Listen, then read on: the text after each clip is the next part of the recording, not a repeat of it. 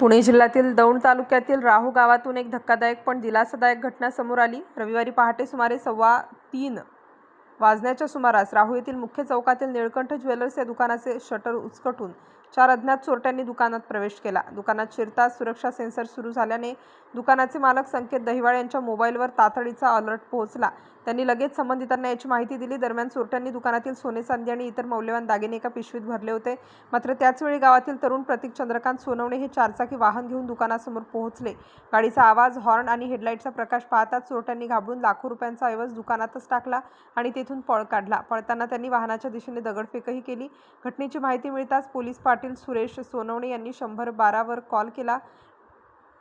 त्यानंतर यवत पोलीस, स्थानिक गुन्हे अन्वेषण शाखा आणि पुणे येथील श्वान पथक घटनास्थळी दाखल झालं. सीसीटीव्ही फुटेजमध्ये 4ही चोरटे दिसत असून त्यांनी ओळख लपवण्यासाठी पीपीई किट सारखा पोशाख परिधान केला होता. या घटनेत सुमारे 7 ते 8 लाख रुपयांचा ऐवज सुरक्षित राहिला असून धाडसी तरुण प्रतीक सोनवणे यांच्या प्रसंगावधानाचे सर्वत्र कौतुक होत आहे.